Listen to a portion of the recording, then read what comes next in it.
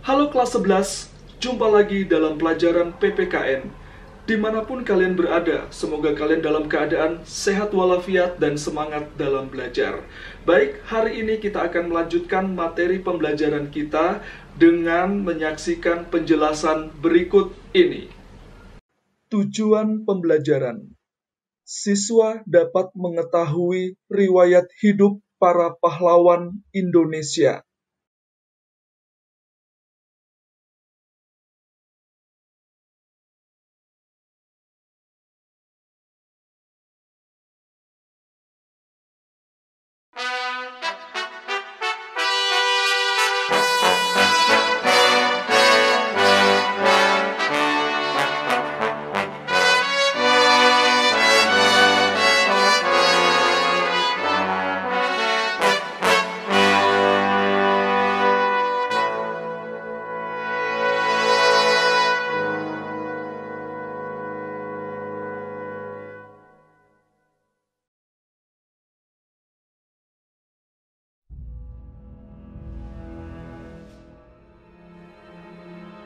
Belanda yang tak lagi terikat dengan perjanjian Renville mengirimkan pasukan ke daerah Jawa dan Sumatera.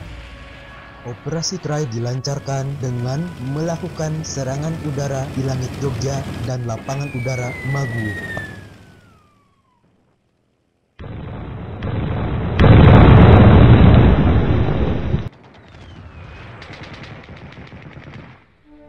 Dentuman suara bombardir menggema di tanah Jogja. Dalam tubuh yang rapuh karena penyakit TBC, seorang jenderal mendengar suara tersebut. Hanya satu nama yang terbersit dalam benaknya: Belanda. Sang jenderal menulis sepucuk surat perintah kilat kepada seluruh angkatan perang untuk melawan. Kemudian disampaikan melalui stasiun radio RRI. 150 orang menjadi lini terakhir pertahanan lapangan udara Maguwo. Dengan gencar, serangan udara rendah Belanda memporak-porandakan TNI. Semangat juang itu ada, namun persenjataan tidak. Akhirnya, Maguwo jatuh ke tangan Belanda.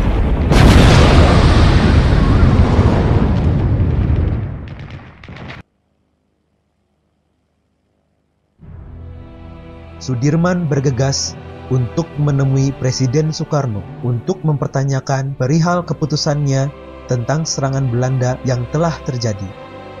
Dr. Suwondo berusaha mencegah Jenderal Sudirman dan menyarankan kepadanya untuk tetap beristirahat. Begitu pula dengan istrinya, Siti Alfiah. Namun tak ada yang bisa menghentikan Jenderal Sudirman. Beliau tetap memaksa untuk pergi langsung ke Gedung Agung. Jenderal Sudirman memerintah Kapten Cokropranolo untuk menyiapkan kendaraan, untuk kemudian langsung berangkat bersama Dr. Suwondo dan ajudan pribadinya tersebut. Sampai di Gedung Agung, Sudirman menunggu di luar gedung saat sidang kabinet sedang dilaksanakan. Hasilnya, pemerintah tidak meninggalkan ibu kota. Selesai dengan sidang kabinet, Presiden Soekarno keluar dari Gedung Agung, kemudian langsung ditemui oleh Jenderal Sudirman. Presiden Soekarno terkejut melihat kondisi sang jenderal yang masih sakit. Namun, saran sang presiden ditolaknya dengan tegas. Jenderal Sudirman langsung membicarakan maksudnya untuk bergabung dengan pasukan untuk bergerilya. Soekarno kembali membujuk sang jenderal untuk pulang dan beristirahat. Ia berjanji memanggil dokter Belanda untuk segera menyembuhkannya. Namun, Jenderal Sudirman lebih memilih untuk berjuang melawan penjajah daripada melawan penyakitnya sendiri. Janji tentara dan rasa nasionalis telah membulatkan tekadnya untuk bergerilya. Jenderal Sudirman kemudian mengajak Presiden Soekarno dan Wakil Presiden Hatta untuk ikut bergerilya bersamanya. Ajakan tersebut ditolak dengan tegas oleh Presiden dengan mengatakan, "Dirman, engkau seorang prajurit, tempatmu bukan pelarianku. aku harus tinggal dan mungkin aku bisa berunding serta memimpin rakyat kita. Jenderal Sudirman menerima keputusan sang presiden untuk tetap tinggal di kota. Dengan sebuah gerakan hormat, Sudirman pamit pergi untuk bergerilya atas seizin Presiden Soekarno.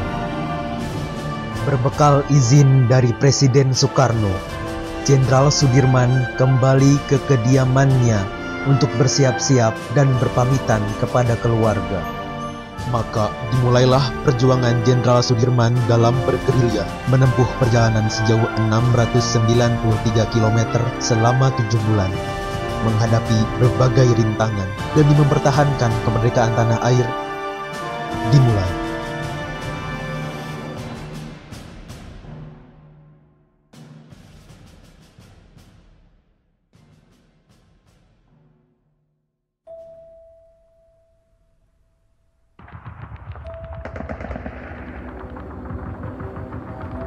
Agresi militer Belanda kedua meninggalkan kota Yogyakarta dalam keadaan tidak aman.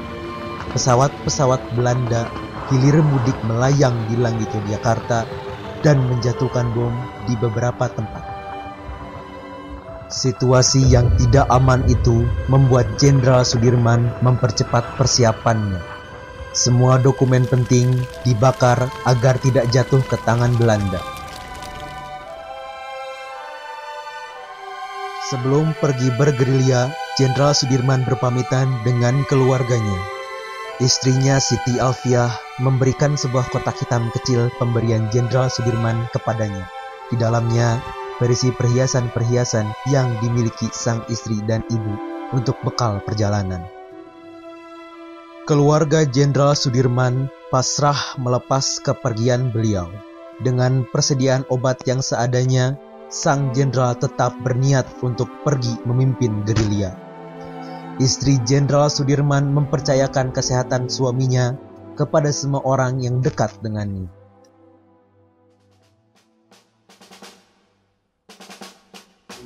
Jenderal Sudirman beserta rombongan menempuh perjalanan jauh ke Kretek.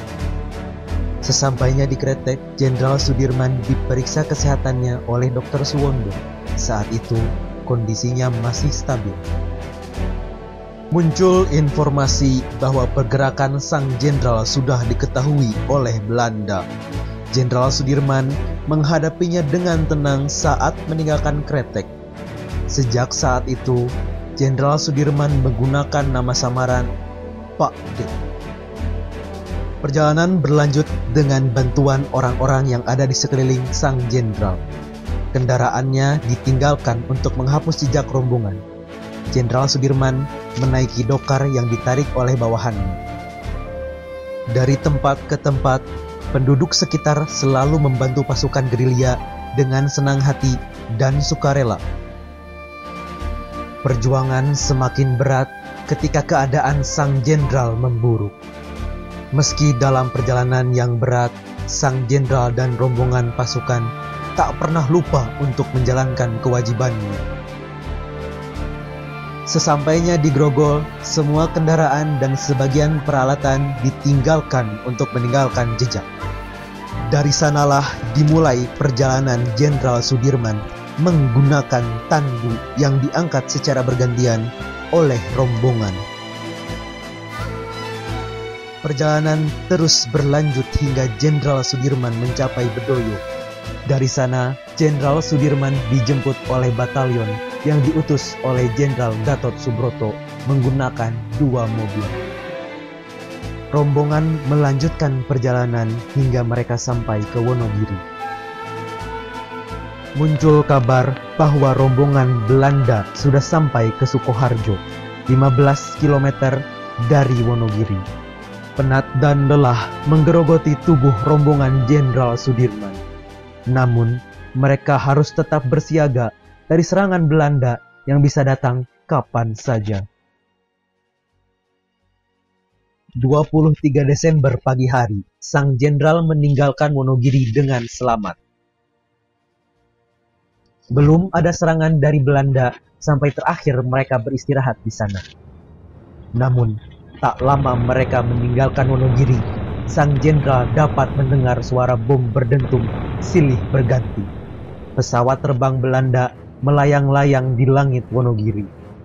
Mereka berlindung di bawah pohon besar agar lokasi mereka tidak diketahui oleh Belanda. Kejadian di Wonogiri membuktikan dengan jelas bahwa Belanda sudah bisa melacak keberadaan sang jenderal. Perjalanan terus berlanjut hingga sang jenderal dan rombongan sampai di Kediri. Namun, keadaan kota tersebut pun dirasa masih kurang aman. Pergerakan Belanda di kota tersebut sangat tinggi. Bahkan, kota tersebut sampai jatuh ke tangan Belanda. Sang jenderal terpaksa harus menjauh dari kota Kediri lebih jauh, berpindah-pindah dari desa ke desa, hingga ke desa Banyutowo. Belanda ternyata jauh lebih dekat dari yang diperkirakan. Patroli mereka hanya berjarak kurang dari 1 kilometer dari tempat sang jenderal berada. Pertempuran tak terelakkan. Pasukan pengawal Jenderal Sudirman menyerang pasukan patroli Belanda. Sang jenderal memerintahkan pasukannya untuk mundur dan mengungsi ke tempat lain. Namun, pasukan patroli Belanda lagi-lagi bisa menemukan sang jenderal. Jenderal Sudirman dan rombongan harus mundur, kemudian mengungsi ke gunung ke dalam hutan rotan. Demikianlah perjumpaan kita dan kita lanjutkan minggu depan. Terima kasih.